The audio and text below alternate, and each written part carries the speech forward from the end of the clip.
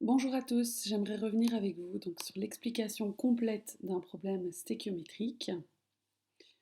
Donc je vous propose cet exemple.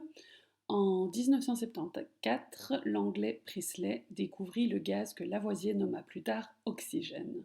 Il chauffa de l'oxyde de mercure 2, solide orange, qui se décomposa en dioxygène gazeux et en mercure liquide gris.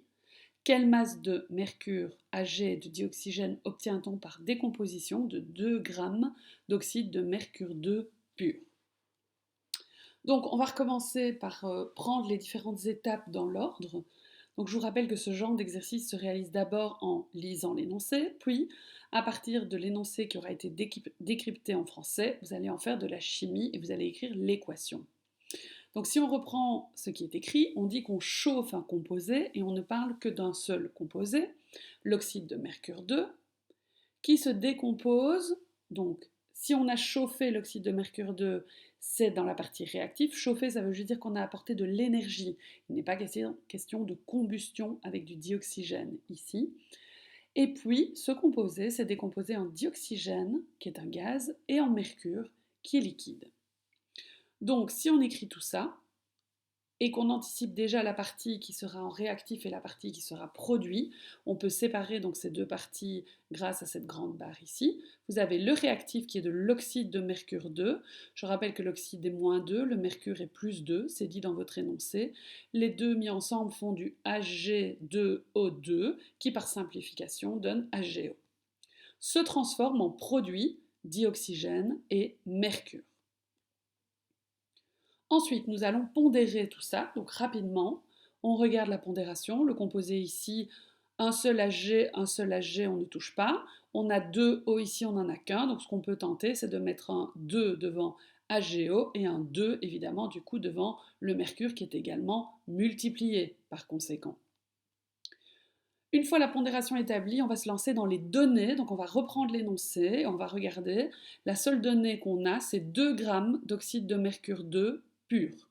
Donc les 2 grammes, on les place dans la colonne de l'oxyde de mercure 2. C'est notre donnée. Ensuite, on va aller relire les questions. Quels sont les inconnus? Les inconnus ici sont la masse du mercure et du dioxygène, c'est donné dans la question. Je vous rappelle également qu'un problème stéchiométrique se lit du début à la fin des questions comprises, c'est-à-dire que parfois vous avez des éléments qui se cachent dans les sous-questions après l'énoncé principal. Ensuite, on va passer à l'étape importante qui est le calcul du nombre de moles. Donc le calcul de moles, c'est l'étape indispensable dans tout problème stéchiométrique. Ici, vous allez démarrer d'une masse, mais vous auriez pu commencer avec une concentration massique, molaire. Bref, on s'adapte à la donnée de départ et on calcule la mole en fonction. Pour calculer la mole, je me rappelle de mes informations que je peux aller rechercher dans un tableau périodique, par exemple, de l'oxyde de mercure 2. C'est une masse molaire de 217 grammes par mole que je vous rappelle que vous auriez pu trouver dans le tableau périodique, que je vous invite d'ailleurs à rechercher par vous-même. Ensuite, le nombre de moles, vous allez prendre la masse qui est donnée de 2 grammes divisé par 217 et vous allez trouver 9,22 fois 10 exposant moins 3 moles. Ce nombre de moles, je le rappelle, très important, vous pouvez l'entourer. Ce nombre de moles, 9,22 fois 10 moins 3, se cache sous le chiffre 2, coefficient stéchiométrique. Très important pour la suite. Donc, si on continue notre exercice, nous allons commencer le tableau d'avancement qui va simplement s'écrire ici avec le nombre de moles qui réagissent. Donc je vous rappelle que nous allons écrire un nombre de moles qui disparaîtra au cours du temps en mettant un petit moins, qui n'est pas un moins de mathématiques, mais qui est un moins de disparition. Ce sont les réactifs qui vont être affublés de ce signe. Par contre, le nombre de moles qui vont apparaître au cours du temps, c'est le nombre de moles pour les produits, et on mettra un plus. Donc repartons de la donnée que l'on a trouvée. Nous avons trouvé que 9,22 fois 10-3 moles de réactifs allaient disparaître au cours du temps dans le but de former des produits. Oui, mais ce nombre de moles est caché sous le chiffre 2. Donc c'est le principe des problèmes stéchiométriques. Vous devez après transposer ce nombre de moles de colonne en colonne, parce que les colonnes sont reliées par les coefficients stéchiométriques.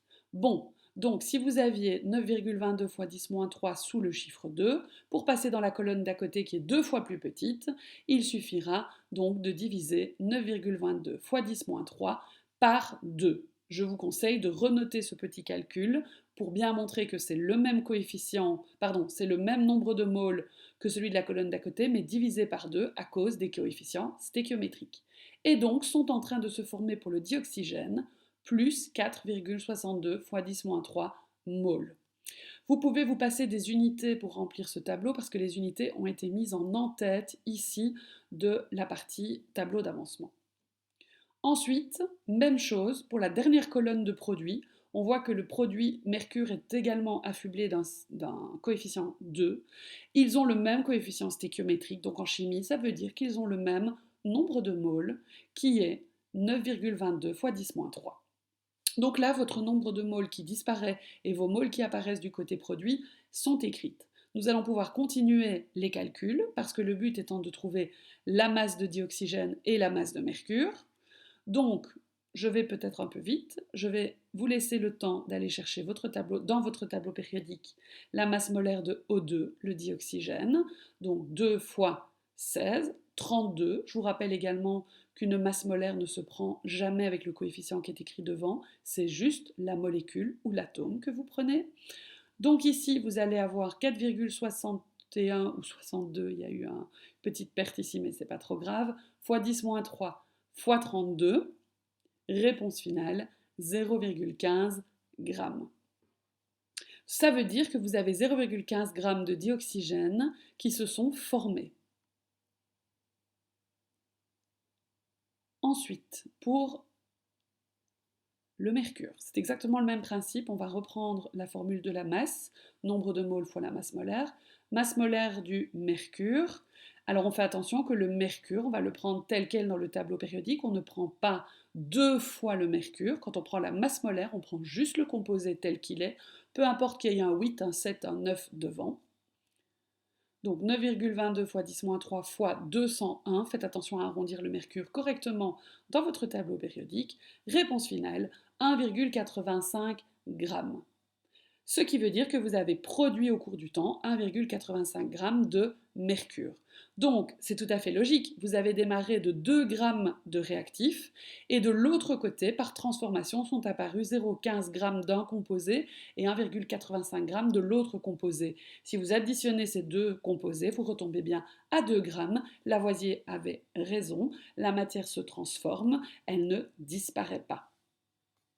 Donc, en termes de phrase finale, je vous rappelle que pour une phrase finale, il faut reprendre l'ensemble de l'équation chimique en la lisant comme une lecture molaire, et vous faites attention de rajouter les données, 2 grammes, et les réponses trouvées, 0,15 g et 1,85 g.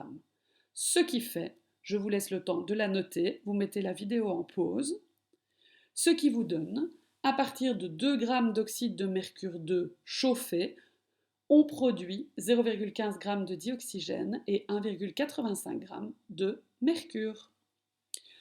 Important également, quand on fait la phrase finale comme ça, je vous rappelle qu'il ne faut pas écrire les molécules en chimie, mais qu'il faut les écrire selon leur nomenclature, c'est-à-dire les choses en français. Voilà pour un exercice complet de problèmes stéchiométriques. J'espère que c'est toujours aussi clair pour vous, que cela fonctionne, que vous arrivez à travailler ces exercices. Sinon, vous pouvez toujours revenir vers moi si vous avez la moindre question, évidemment. Je vous conseille de regarder plusieurs fois cette vidéo pour ceux qui ont encore des petits problèmes de mécanisme ou qui veulent être sûrs de leur démarche. Bon travail!